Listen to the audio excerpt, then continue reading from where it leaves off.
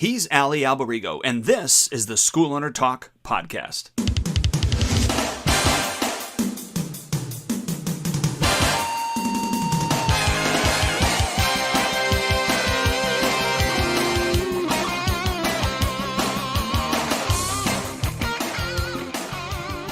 Hello again, Dwayne Brummett here with Ali Alberigo, SchoolOwnerTalk.com. Ali, hey, great to be with you today, sir. Yeah, great to be with you as well. I was just rocking to our intro. I hear the guitar playing and the drums, and I'm like, getting myself hyped up for our call. I love that intro. Yeah, well, you know, when we redo the intro for 2023, and you record playing the guitar for the intro. I would love to do that. That'd be pretty cool. It'd be fun. So cool. So today, let's do a kind of like a lead into our call. So today, you and I have been just so swamped and so busy. We're like, oh crap, it's Wednesday. What are we going to talk about? Like, what would be a great topic? And then you had suggested, because every Wednesday I got to breakfast with a bunch of guys, asked them, and a few of them like, hey, why don't you do it on this topic? And that's where we came up with our topic for today, which is there's only one time to make a first impression and how to brand the school and all that other stuff. So why don't we just jump right in? Like, what are your thoughts? Well, first impressions, that's our topic today, but I think that there's different categories for first impressions. Let's kind of, I guess, maybe touch on all of them. Yeah. The easiest one, obviously, or the obvious one, obviously, is when somebody walks into your school. But let's not go to that one first. Let's kind of talk about your website.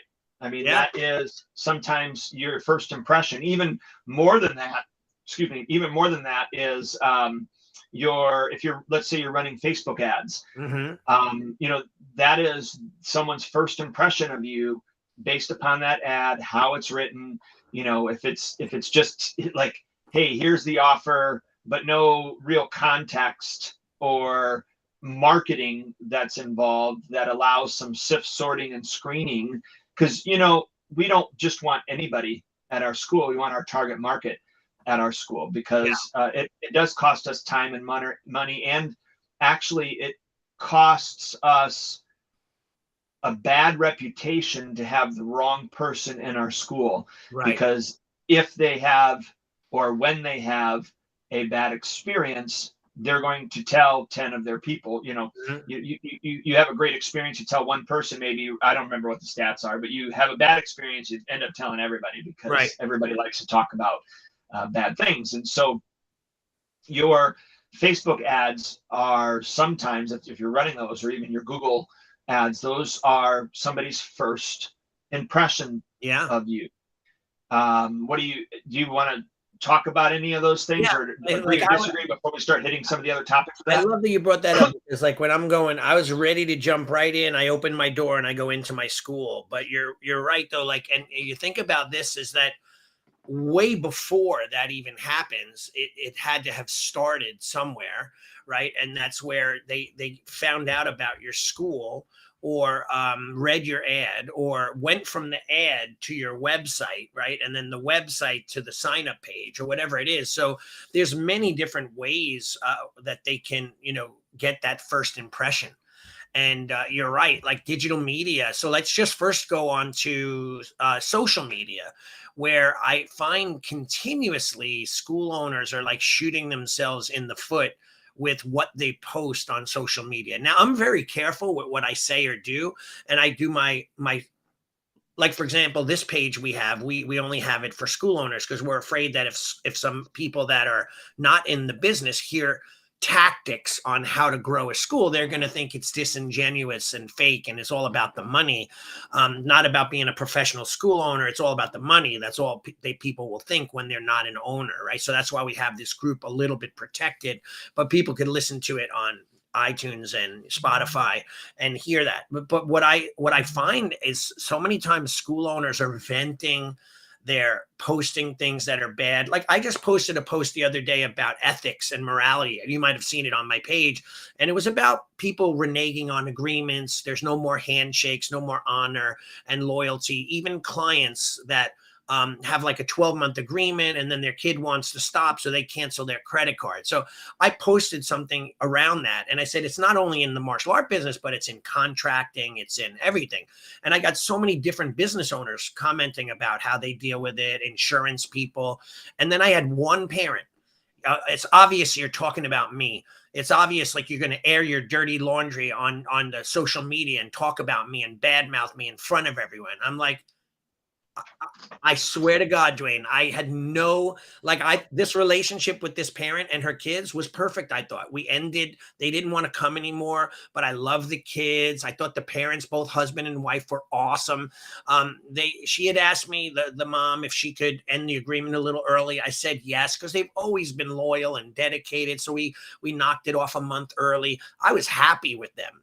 Never was it about them, but she somehow thought it was about her, and she commented, and I responded by saying, no, it's not, I swear. And she kept responding. Anyway, long story short, she ended up mad at me, and so I blocked her on Facebook. What else can I do? Because I don't want to keep going back and forth with her. But that's an impression, right? So we have to be so careful with what we say and what we do at every turn, right? What are your thoughts? I agree. And that kind of goes back to, we did a podcast, gosh, probably 3 years ago, if not farther back, but yeah, on rules for social media.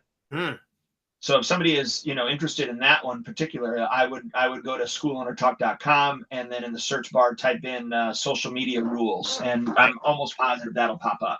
That's awesome. So yeah, I think we kind of covered that, but you're right. That is could be potentially someone's first impression of us. Yeah. With regards to what we post and how it's going to be perceived. Yeah. Unfortunately. Yeah. Isn't it weird? We live in a society where 90% of the time image is important, right? We cut our beards a certain way and shave our heads a certain way, or, women dye their hair, color their hair, do makeup. Like, we all care about our presence in front of others, our appearance.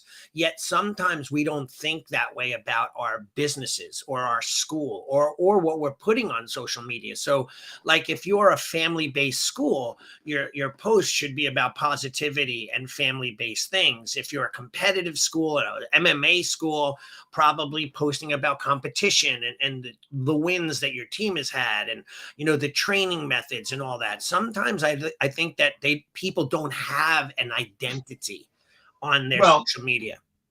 That could be, or maybe they don't even care, or understand the fact that, so for instance, my legal name for the business is TriStar Martial Arts Academy.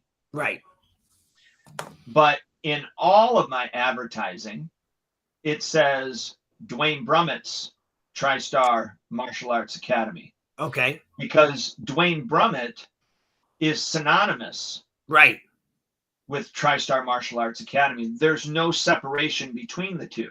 Right.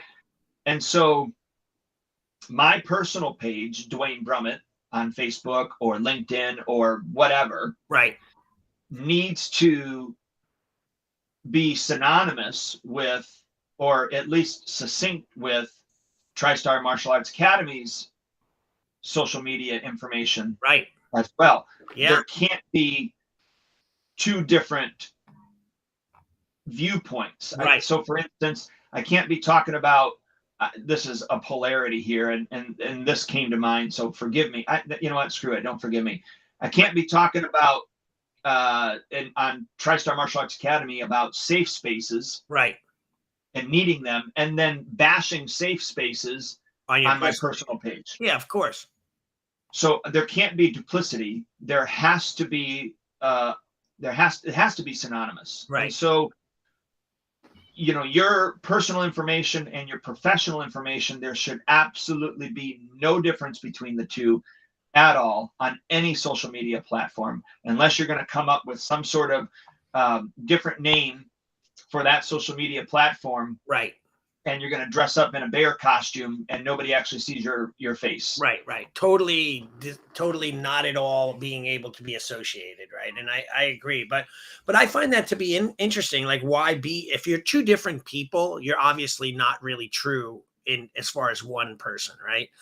So like, you're I don't know, a counselor by day, but a murderer by, I always say, murderer by night. I always say, like, to my kids, I go, if you're a cop and you steal, but you're a cop during the day and you do good things, but at night you steal, are you still a cop or are you a criminal? It's pretty easy. People go, you're obviously a criminal no matter what. But I think many people live these dual lifestyles where they're able to do that. I think that's important for school owners to take note on. Don't vent your personal frustrations. Even if you have a strong political opinion, be careful. Be careful what you say and do that's personal, like in regards to your personal life. If you're struggling, like I've posted in the past, like a totally, just a question, like, what if, what do you do for depression? It's not about me, but like, what do you got? Everyone's like, don't worry, man, you'll get through it. I'm here for you. I'm like, no, I'm not. It's not me. It was just a post. I copied it, like that kind of thing. And people take it to think you're personally going through that. So you got to be very careful what people say. So that's the first segment, right? Is now we sweep into getting them being able to contact you, right? Which is, you said next stage is ads or website. Yeah, your website or even your telephone. I mean, not many people call anymore, but that still can be a first impression. So website definitely needs to really have the look and the feel and the branding of your school. Right. And that's why you and I for years have talked about templated websites not being the best websites, right, because they aren't familiar with your brand. And so you're the website guru. Can you quickly elaborate on why why someone needs to, that impression of that website and the look and feel of your school has to be synonymous? Well, it's, yeah. And by the way, I think that's interesting because, like, I remember one big website company had like 6 websites in one town, for like all different schools. Like, they made all their websites, literally everything was identical. The testimonials were fake testimonials. The wording was all the same. So there's no separation between you and others, right? If everyone's doing, and by the way, I think that in the past, I think over the last 10, 20 years, we've buzzworded ourselves into oblivion. Like, self-confidence, self-discipline, focus, like yada, yada. And then a lot of school owners, we talk about this often. We're like, man, we have a classroom filled with kids. They're not diagnosed with ADD, but none of them pay attention.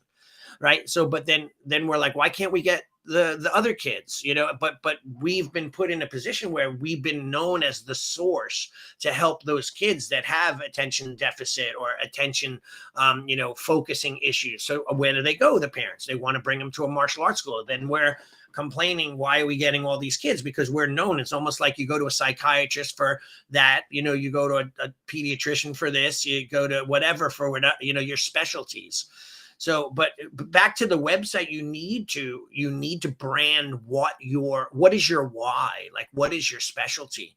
And I don't think school owners take enough time to do that. And then there's some that come to us and want to design their entire website and they want to put it together, and it's all wrong when it comes to marketing and layout and mentality. And that's hard for us to help people. Then they're like, oh, no, I'm not getting any response. Well, because we did it all your way. You wouldn't do it our way. And you knew nothing about how to lay it out, what to say, how to word it, and so on.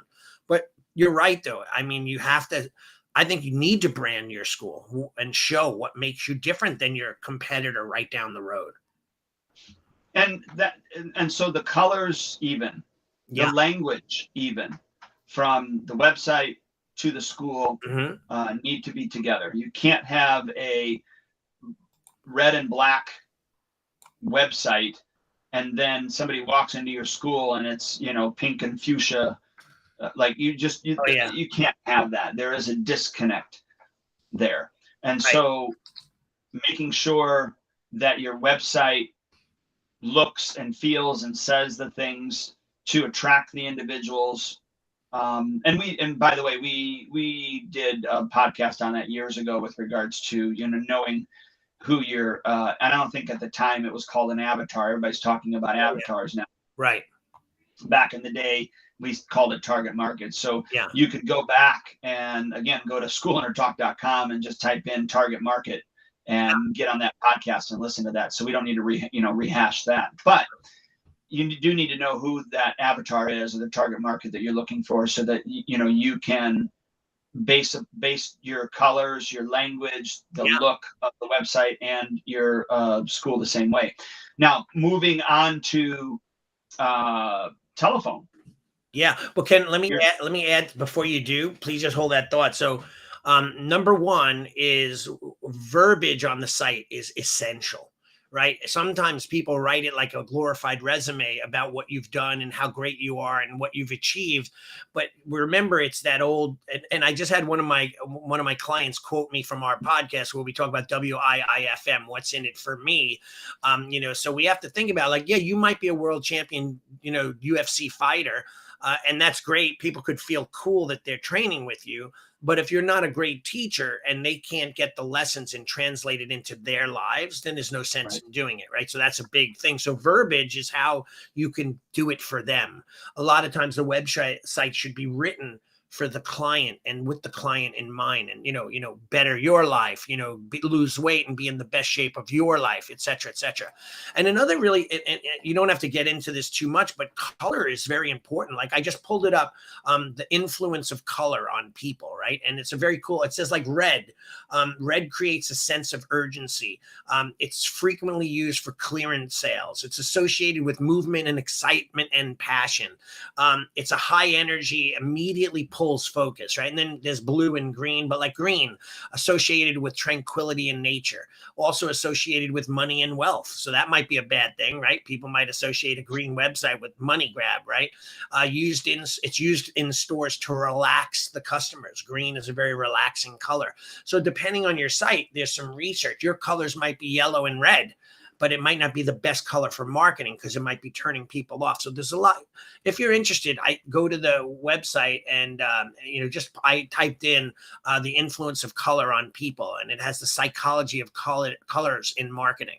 Very cool article with all the different colors, all the way through purple, brown, black, that kind of stuff. So that's a pretty powerful thing. So I wanted to just mention that. Yeah. And, you brought up the yellow and red. It reminds me of those, quick cash places. Oh yeah. Right. Yeah. So yeah, those things, whether we know it or not, they're in the anchors of our brains. So like, of course we see a red sign. Of course we know stop signs. Green means go, red means stop, yellow means go real fast or slow down and pause, right? Like those kind of things. So, so I think that's important. So now you said the phone, right? Now we've made it to either a phone call or a website inquiry, right? So what are your thoughts on how to answer the phone? Some people like, martial arts school, that kind of thing. Like, like how do you address people? How do you talk to people on the phone? Well, I think one, the person on the other end has to make sure that they answer the phone with a smile. Right. And that smile has to be heard and felt on the other end. Mm-hmm. That is paramount. Yeah. From there, obviously, prior to knowing Tommy Lee, I knew nothing about a phone script. Right. Tommy Lee, the martial artist, not the drummer from Motley Crue. Right. What's Tommy Lee from Maryland? Yeah. Yeah. And East Coast Martial Arts. Yeah.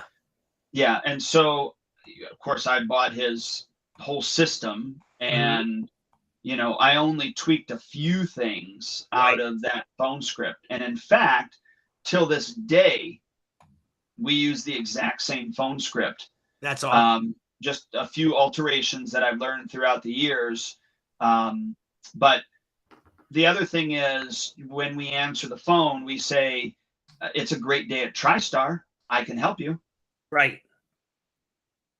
That's awesome. And it is a totally different way, rather than just saying, hello, TriStar Martial Arts Academy, Kathy speaking. Right. How may I help you, or whatever.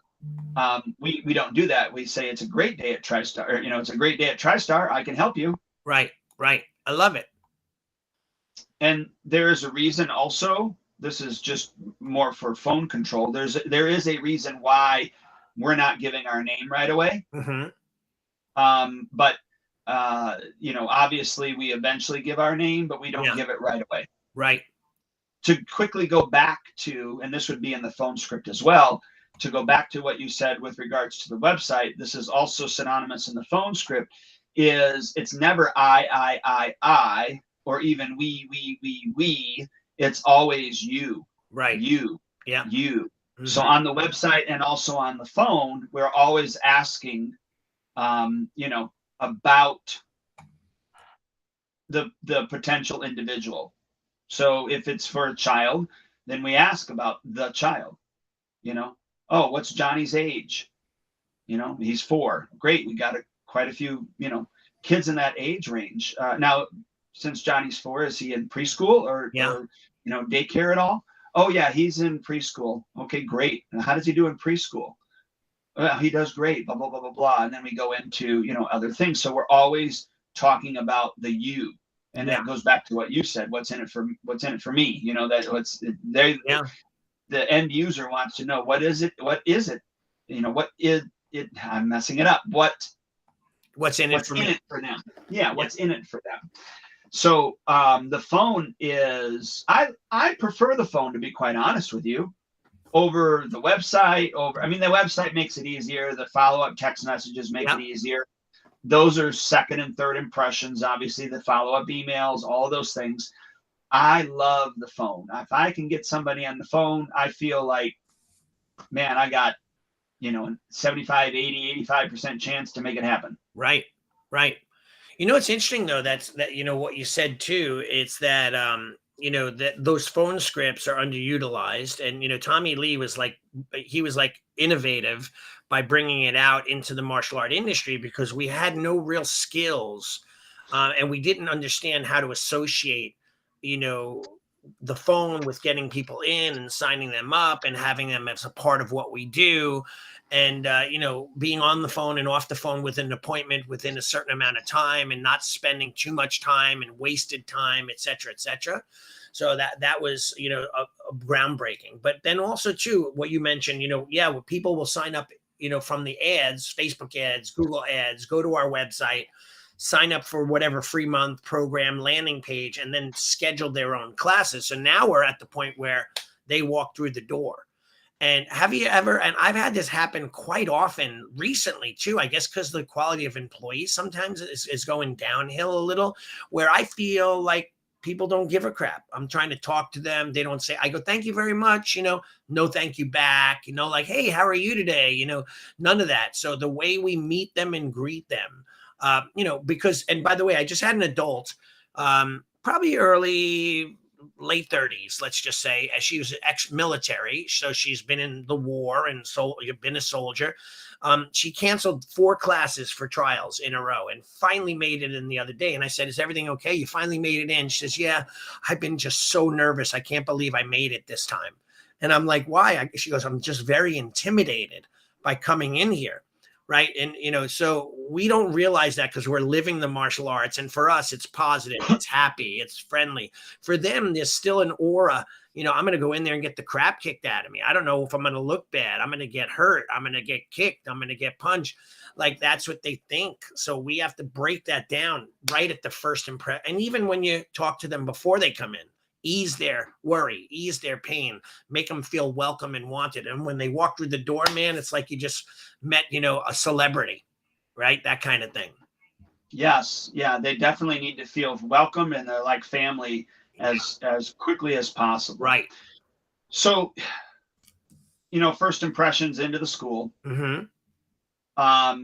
Let's talk about outside before we get into inside, because I think that sometimes is actually left out. Yeah, you're always ahead of me on that. And I was just thinking that, but my brain skipped over it. You're right, though. Like, where do people see you first? Your parking lot, right? So what do you think about that? Well, I think the outside needs to be presentable, Mm-hmm. And maybe even more than presentable. So let's just talk about summertime because weeds like to grow. So you got to make sure that your weeds are pulled or that you sprayed or whatever it is. And look, I mean, I don't own the building I'm in. I rent it. Right. And there's been summers that, I bought the juice to spray on those weeds. Right. And, for the cracks in the, how they grow up in the cracks of the asphalt and all that other stuff. Right. Been there, done that, because I want that to look good. The other thing too is, and this was a long time ago, with my staff, I did basically a little story, and the story goes somewhat like this: is the owner of the business, and it's a pretty big business because it's in a high rise, right? I mean, the whole building is the business, and so the business is big enough it has its own cafeteria. Well, the owner of the business goes down to the cafeteria to eat. He grabs his lunch tray just like anybody else does when he's finished, and he's walking to go put it away. And on the way, he sees trash on the ground, doesn't skip a beat, scoops it up, puts it on his tray, goes and puts his tray away. And then I asked my staff this question. Was that his job? And all the staff was like, no. And I go, you're right and you're wrong. You're right in the fact that he's not the janitor, so that wasn't his job. But you're wrong in the fact that the reason that he is in the position that he's in is because he sees what needs to be done and takes care of it. Right. Yeah. And I said, look, it may not be your job when you see some things at the studio here, but because you want your position to continue to evolve and to move forward and to change, you need to have CEO eyes. Right. Where you're going to see those things. And so as you're walking in from the parking lot, you see, I can't tell you how much crap is out there from time to time. Stuff that's blown, kids that have dropped a sock, and there's one sock in the freezing winter just sitting on the ground, right? So my staff walks in and they don't miss a beat. They walk up, they grab it, they go and throw it away or put it in the lost and found or whatever it is. And so the outside appearance, from trash to the windows being clean, is vitally important. Yeah. So that outside has to be taken care of. I don't know about you, but have you ever walked into a restaurant and prior to getting the restaurant, it looks like trash on the outside. Yeah. It's not appealing to walk in unless you've heard great things about it. But even sometimes it's kind of like, man, right. Really? Well, that, same thing as you think, like, if everything else is outside and dirty, what do you think maybe the kitchen and how that's maintained and how clean people are when they're preparing your food and so on. And, so that, yeah, you're right. Like that's essential and by the way, if you have a really nice website and your website matches what your school looks like, when they come in, that website is glistening and shining and clean all the time. If they come in and your school looks like it, but it's worn down and broken down. And, I see it all the time. One of my favorite shows is called Restaurant Impossible, where they go in and, he's supposed to come in 2 days. He renovates the entire business and he helps them grow their business. And quite often it's like people neglect the holes in the seats. They have ripped up, booths and the floor is chipped up. And I have to be honest, I have that in my school right now where there are a few things that I've been wanting to fix up and change, and I still haven't gotten around to it. I'm going to make sure. And we just recently did that with ceiling tiles where they were scraped up and dirty, and we just replaced those. Have you ever noticed with regards to Restaurant Impossible that not only does he go in and fix the restaurant, the more important thing that he goes and he tries to fix is the restaurant owner or owners. Right. And so the reason I'm pointing this out is our business will always match where we are at in our personal growth. Yep. If it ever supersedes it, it will not be long that it supersedes it. Right. And probably in most cases drop dramatically underneath, because you have ruined your reputation at that point. Yeah, I remember Gordon Ramsay had a show. I think it was called Kitchen Nightmares, and he'd go around the country. And he did my area a few times. And we went, my daughter and I used to love the show. And then we'd go to the restaurant. And like a year later, we'd be back to that restaurant. And everything they had renovated, they never bothered upkeeping. So it went back downhill because they were so caught up in the minutia of the day to day. And it's very easy to, I mean, I'm sure if you came in my school, I said, Dwayne, here's a piece of paper, write down everything you think I should fix. You'll come up with a bunch. And if I did it in yours as well. So maybe sometimes we should ask our parents, like someone you could trust that's not going to try to redesign your school, because everyone thinks they're Gordon Ramsay when it comes to that, or Chef Robert Irvine, but you want to clean it up. Let your spouse go in. Yeah.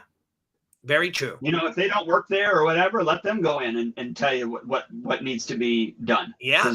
Yeah. They'll tell you honestly, and they see it. A woman's touch, I believe, too, for men, you know, that run the schools, we're like, it doesn't matter. The toilet seat cover fell off, like big deal. Like, or the toilet seat's broken. Who cares? You know, like, and no, it's very important, right? Like those things mean everything, especially when a parent's bringing their little kid to the bathroom. Right. And they see that. They're like, man, that's terrible. How come we're not fixing that? That kind of thing. Yep. So now let's walk into the school. This is the elephant in the room. Yep. Every martial arts school has to deal with this. Right. What am I talking about? The lobby. Oh, the smell. I got you. I wasn't thinking about that. Yeah. Right.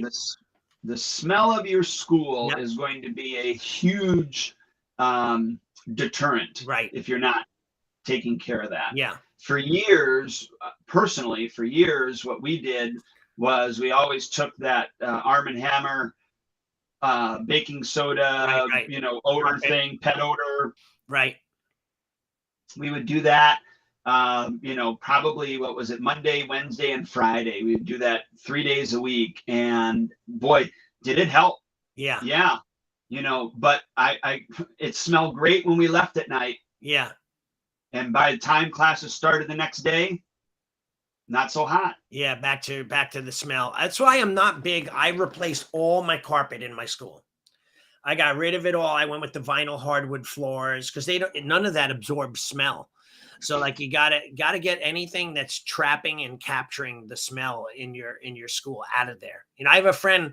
His school has a carpet. They've been training on the same carpet for years. When you walk in, it's evident that carpet's been there for a long time. You know, so we have to. We still have carpet in our viewing area, but we do have mats in the training floor. Right. But I saw Chung Park put up a few years ago. I don't remember how long ago it was. This like ozone. Right. Machine. Yeah, it takes it. Right, it takes. Oh my gosh, yeah. So when we get done at night, we set it up. It runs all the way until the next afternoon when we get in at 1 o'clock, or if we're there earlier, then you know but it runs all night. Yeah, and there is no smell. Right in there. Now, if we don't run it, there is a smell. Interesting. So eventually, you know, if we don't run it for a couple of days, you can start to smell things again. Yeah. So, and then the other thing too is we do clean the carpets once a month in our studio as well. So all the you know, everywhere that there's carpet, that gets cleaned once a month. That probably, honestly, sometimes depending on the part of the year, could probably be done weekly. But I just don't want to, you know, I don't want the carpet to be ruined that quickly. Right. I think that, so let's talk about when you walk in and the smell, let's say it's all good. What the visual of the school, like even when you're coming through the door, a nice sign with on your window, if it's a glass door with your logo and your website, and then you walk through. I think that many people, we have to walk through and see immediately what others see. Like, what's the first thing that hits their line of sight? You know, where are they noticing? You know, is it a garbage pail that they're seeing the minute they walk in, or is it a bunch of retail just thrown up on the wall without any real, organization to it? I just really literally went and thinned my retail because I would have like 10 plastic swords or 10 pairs of nunchucks or 10. I kind of left 3 so that it doesn't look like Sanford and Son. I always say, like, just hung up everywhere, so visually it's easier on the eye. It looks more professional and clean. And like when you walk in my dojo, you walk in, the minute you walk in, the lobby is right there. So that if I continue straight, I'm going down the hall to the classroom, but it's open to the whole lobby where there are all the chairs to sit and everything. And I have my front desk, and on it I have my logo, and then I have lighting underneath my desk so it shines down and illuminates the desk. Right off to the left, I have this beautiful rock it's made out of foam, faux rock wall with my logo, huge logo on the wall. We call it our selfie wall. And we have like a shelf, we call it like a kamidana, where there's a Buddha on it, and people take selfies after their first class or sometimes in front of it. And then of course weapons throughout the entire thing, and then positive messages. Like you and I, like you have some things I think on your wall up top behind you is those mixed tile sayings, right? Where you made them up. They're cheap. Like you could get these little square 12 by 12 squares, and you could put anything on it as long as you have a photo of it in a JPEG, and they'll print it, and you just peel the thing and stick it to the wall. And they could be positive messages, or talk about your gear or whatever it may be, referrals, like that kind of thing. What is your messaging and branding? That's the next thing that we should talk about. Yeah, and really that has to be, I know we keep going back to this, but that has to be synonymous with everything else. So if you're a family-based school, it needs to have a family atmosphere. If you're a more of a combat school, it can have more of a combat type atmosphere. So either one of those are appropriate and good, as long as, again, it is in line with what you're, who you are, what it represents, right. Those type of things. Right. Yeah. And so that's a big question, right? How does one figure out? Like, I remember, I think it was you and I in Atlantic City, we did a seminar, and we asked people what their brand was. Was that it? We were together, and they raised their hand. They were like Taekwondo, Jeet Kune Do, karate, jujitsu, like their style was what they thought was their brand. And while it very much could have been, like in my school, it's very ninjitsu like, that's why my wall is like a castle wall. It's got that stone look and all that stuff in my branding. But I mean, I branded myself. I'm pretty lucky. I had Hollywood for years branded ninjitsu, so I get to just kind of play off of that. But what is the person's brand? Like, what school are you? A family school? Are you a fighting school? Are you a tournament school? Are you a self-defense school? Like, you have to know who you are, and then that should wrap around your brand. It still could be family friendly, and it still could be, of all those things, clean and nice and smells great. All those things have to be there. But what are you trying to promote? Like, when people walk through the door, they should know what they're entering into. Yeah. And personally, we're a leadership-based school. So everything revolves around leadership. That's awesome. Like our good friend, Kenny Bigby, right? He runs Dragonfly Martial Arts. And I coached his team and him for many years, and you work with them too. And I've seen him transform now into this. He's like popular. He's getting flown to Colombia and, all these different countries, Spain to teach. But you had worked on him with a elite kind of mentality. The whole branding was to be elite. His programs were elite programs, and him and I worked on branding his school, where he's got a very cool old school brick walls, but he has like this cool dragonfly logos on his walls, and you walk through and there's like a Thai temple gate, and you walk in, there's a certain feel to his school that is pretty awesome. Yeah, and everything, like you said, revolves around the word elite, because he's a former Navy SEAL. Right. So, it's not a stripe test or a belt test, or it's an elite assessment. Yes. I mean, think about that. Yeah. I love it. It's not a stripe test. It's, it's an elite assessment. Yeah. It's great. And just that verbiage ups the, I'm going to go today and do my stripe test. No, I have my elite assessment today. Yeah. Like, think about that. Yeah. So like those people that are listening, think about that brand. When you walk through the door, it's like, are you proud of being in this school, or you feel like with him, you're in your school is elite? Like, he's a former Navy SEAL. He's done it all. Like, that's crazy, right? So that mindset that he teaches, that ideal of eliteness and elite training and all that, it embodies into the student. Like, you've heard me say this before. By the way, coming out, I think this Sunday or Saturday, is Chris Angel, the magician's new TV show. It's called Magic with the Stars. It's like America's Got Talent with celebrity that'll be fun. learning how to do magic. And I haven't been involved with the family in quite some time, but his brother, JD, was my student, and his wife and his daughter for many, many years. So Chris would be at my school. But I was fortunate enough to go to Vegas and at the Super Show, and my student JD would take me through Chris's stores. And he goes, I want to show you something. He goes, just stand outside and look at what you see, the windows, the logo, the lighting. It's Chris Angel's store, right? And then he says, walk in. And the minute I walk through the door, the smell, the patchouli candles, the music, the cameras, the TV showing his stunts and his letter boxes of him with the handcuffs and the straitjacket in those letterbox picture frames. You entered into a new dimension when you walked in there. You knew clearly where you were and what you were there for and what it was all about. That's kind of like the concept that we should have. Like, there was I forget the company. I think it was a women's clothing line, and it was very popular, where Abercrombie, they'd always have these gorgeous guy models with no shirt on, 6-pack abs. One of my students was one of their models, and outside the store. And when you walked in, it had a smell to it, and they would have a scent that would disperse. That was their Abercrombie scent on their clothes. In fact, I just bought a thing of clothing from my favorite band, Stryper. When I opened up the package, it smelled like jasmine and lavender. So they must have sprayed it before they put it in the bag. And I was like, this is very cool. Like, I love it, that kind of thing. So, So what is it that we do? I think that's something worth putting time and effort into. Yeah, I agree. So this is another angle of first impressions. Are you, or do you help your current clientele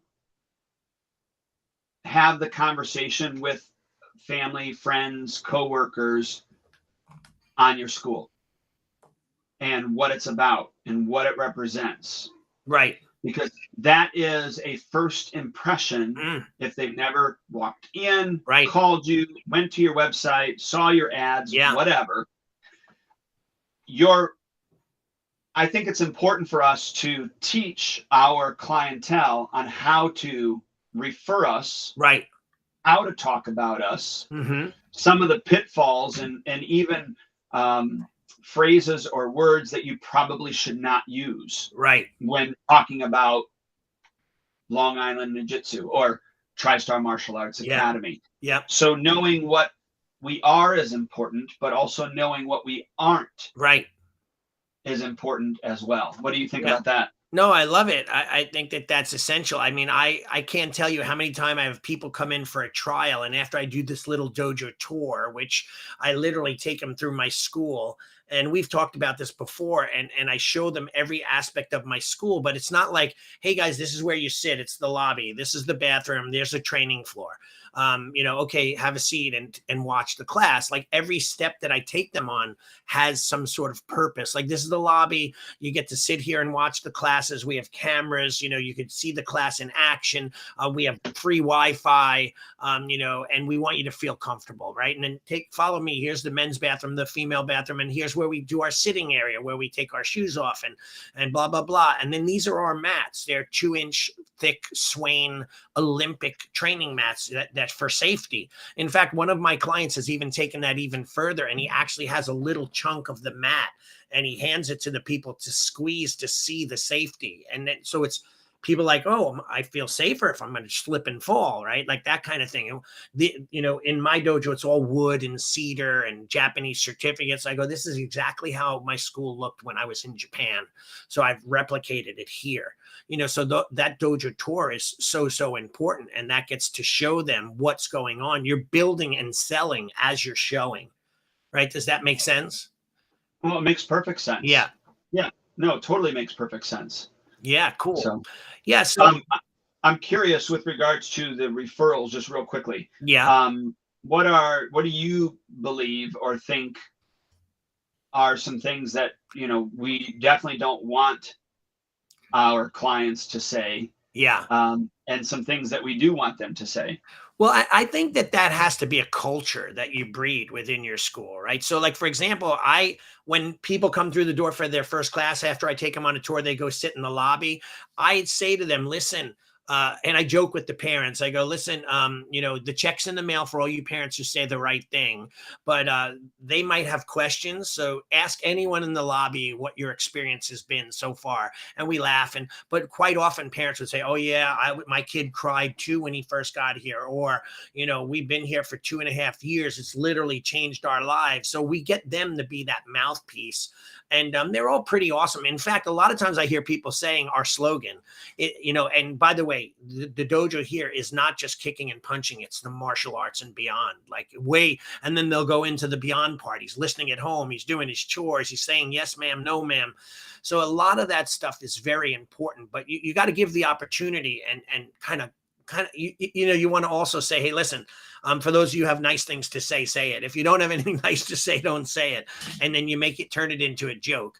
But I'd say, I could feel comfortable walking away and my parents will sell the program for me. Right. I used to have a time in my dojo where I had people that I did not like and they didn't like me and they were there. I couldn't get rid of them. And they'd take every opportunity to kind of create drama on brand new students, scare them away, tell them the bad things and so on. They're no longer around. Like, our lifestyle, our school, our culture does not put up with that. And also it doesn't breed it, I should say. We don't have a problem with it.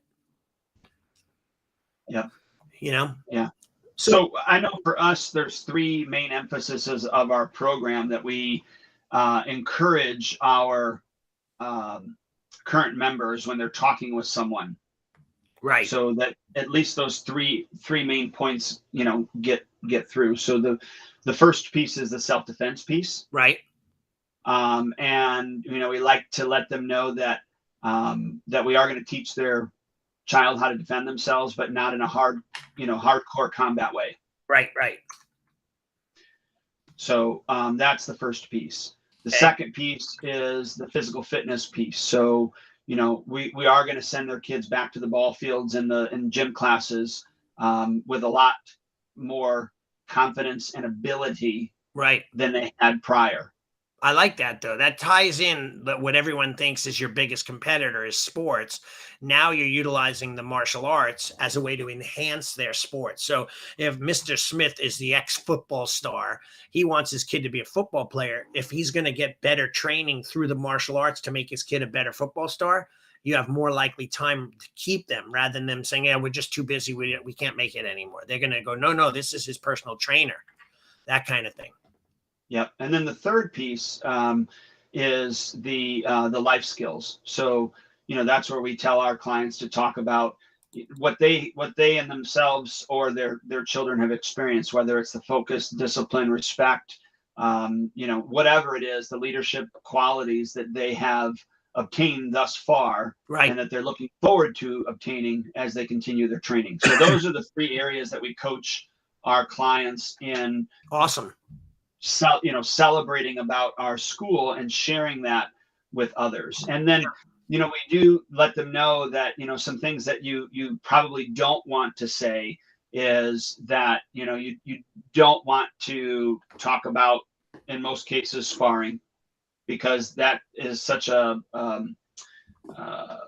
soft topic with some parents. Right. So if somebody's bringing up sparring with you, say yes, eventually they do, but at their first 4 belt levels, they're not doing that at all, because they want them to actually know how to kick, punch, and block before they're actually put into those live situations. And when they do get into those live situations, they start them off at a novice and basic level first. So that's one of the biggest things for us. Is we want our clients to be able to be equipped with those type of things. Right. And I know we're like 9 minutes before we're done. So real quickly, by the way, I love those things. And how do you get them out? Like, do you tell parents, like show them what to say, or give them a sheet of paper, or do you just coach them initially, or is it just your verbiage that you use and hopefully they replicate it? And how do you think I do it? probably through your onboarding and through text messaging and emails and all that. So that's cool. Yeah, and video. So yeah, certainly. Yeah. Yeah. So there are text messages and emails that support the referral, how to refer Yeah. video, that type of thing, so that people know how to do that Yeah. effectively. And of course, we go over the different ways that they can refer. So obviously, you can refer through conversation. Yeah. You can refer by using the app. Right. And we actually take videos. I have videos on the app on how they can, refer someone. Great. Video or email, because at the bottom of every link of our email is how to, is to refer a friend, so that Yeah. they're able to do that. And then, even if they physically want to give their friend our website address or phone number, or give us that person's information, how we tactfully follow up with them. So we try to leave no stone unturned when it comes to treating their friend, giving their friend the red carpet premiere treatment, like kind of like what you talk about with the red carpet premiere. That's great. And it's so all that's amazing. Now, the last thing is I wanted to point out is you have so much wall space in your school, right? Even if it's a tiny school, there are a lot of vacant blank walls. We did a video blog seminar where we had in like great speakers like Stephen Oliver, Jeff Smith, all these world-renowned martial art coaches on this thing that we did, a program that we sold. One thing that I thought was excellent was that one of the coaches was saying, as he was watching the other guy on camera, he said, "Why is all of your walls empty? Like, why don't you have signs with even at minimum, your dojo logo or your tagline, or pictures of your, motivational posters, so that, you want to have those things up in the area. So when people are looking around, it's not just blank canvas all the time. And by the way, if you want to make money, you could sell, and I saw this in Australia when I was there, that these school owners would sell banner space to different product companies, and they'd have it hanging in their lobby or hanging on their training floor. XYZ drink company, Joe Smith's, commercial cleaning, and he'd have that in different strategic places, and they would probably either they would charge money for it to have the banner up, or they would do a banner exchange. I remember I had a student who one time, many, many, many years ago, he had one of those food trucks. And, they'd pull up to a shop and they'd open the doors and people would come out from the company and buy their lunch, and they'd close up and go to the next place. He had my school on one side of his truck. So when he drove around, there was a big, huge banner of my school getting this kind of billboard type marketing. And I have a friend who owns a company, those companies that have those big, huge wall, they pull it behind their truck and it has banners, light up banners on both sides, and they just drive, they get paid to just drive around town. Or I've seen companies that get sponsored and they get the car for free if the car's wrapped in that particular brand of product, and they just have to drive anywhere they go normally, but they're going to be a full-time banner to this product, creating awareness. So we should do more of that stuff, I think, and not necessarily just to sell and make money off of banner space, but we should have our own banners up for our upcoming Halloween party, our, ninja retreat, our tournament that's coming up. And we should have different sayings on the walls that create this environment, right? Create this brand message. Yeah, well, department stores and all the stores decorate for every single holiday, every single event. So, we need to take heed to that as well. Yeah. The other thing I was going to say too, with regards to first impressions is, it's okay to decommission equipment when it's time. Oh yeah. Heck yeah. And get new equipment in, even though it's going to cost you some money. You definitely need to, probably us as martial artists, need to decommission a lot more things a lot quicker than we normally do. Yeah. And by the way, I normally blow those things out and sell them for so if I have a Wave Master that's got the crap beat out of it, right? I'll sell it. They're worth $290. I'll sell it for $50. Somebody will buy it and put it in their garage just to pound on it, because it's not so super expensive. We sell all our used kick pads when we're done and they're beaten up, like $5. I'll recoup $50 or $60 or whatever it may be, $100, and I'll buy new pads with it, and people get to have stuff at their house to practice with. So that's important. And I love what you said. I was just in Home Depot the other day buying something for my one of my rental buildings that we had. Their washer and dryer broke, so we bought a new one. The minute we walked in, it was Christmas. Like literally from my step, there was a big, huge wreath and the light up thing and Christmas trees everywhere and Christmas lights. They're already in full scale, decorate your house, Christmas mode. So like we have to ask ourselves seasonally, Halloween, I didn't do it this year. I should have, but we normally decorate for Halloween. We have haunted house and spider webs and things like that all over the place. Holidays come. If you want people to be in that festive environment, put on Christmas music, put lights up, put up Christmas, decorations and so on. So follow those seasonal trends. I mean, just if you don't know what to do, just go to a department store. They'll tell you exactly what to do by what they're doing. Yeah, exactly. And we don't have to do it as early as they do, but at least within the month of whatever is happening, you should probably do that. So, right. So hopefully this gives everyone some ideas on first impressions, not just, when somebody walks in, but there's so many other first impression opportunities that you have. And then I know that we're running out of time, but when you go to different events, so you're going to go to a school and speak, or you're going to, have a booth or whatever it is, all of those things need to be synonymous as well. Lastly, I will say grooming, definitely important for you and your instructors. Iron your uniform. Yeah, look sharp and clean. I agree. My teacher used to make a spray starch. We had the canvas keys, and if we came in with one wrinkle, I once had a student who came in with his key wrinkled. My teacher said, "You sit in this." We were at a tournament. You sit on that bench and you iron that uniform with your butt until it's all the wrinkles are out. And he stayed there for like an hour, literally sliding back and forth until most of the wrinkles were out. And he was serious. If you didn't get them out, you're not coming out. Right. I remember you saying that. Yeah. On a different podcast. One time for a first impression, right? Yeah. I just got a brand new uniform and patched it up and it's ready to go. And I couldn't believe how many people said, "Oh, brand new gi, look sharp." Like they notice. People notice. Like, my gis are all older, grayer, worn. But for me, that's kind of cool. But once I wore it, they look at me differently. Yep. Yeah. So cool. We had a guy who had a question, but he said, "I have a question in a different issue." I told him to ask, but he hasn't responded yet. We had a lot of people on this call. That at everyone reminder thing helps get people to know when we're on, and they jump in and watch for a little while. So that's pretty awesome. Great call, Dwayne. Thank you for, jumping in. I was like, I can't believe it's Wednesday. I forgot. So you said, let's just jump in. And I appreciate you pushing me to make sure we just did something. Oh, here is the question he came up with. Hold on a second. Is it normal when you have a tournament for a different school of martial arts, you have to modify the combat system for scoring points to fit every kind? I don't know if it's addressed the question. Yes, I'm a tournament guy, and we run an open tournament, and there are multiple different styles and systems that come to our tournament. Taekwondo versus Kung Fu versus karate versus ninjutsu versus Kempo.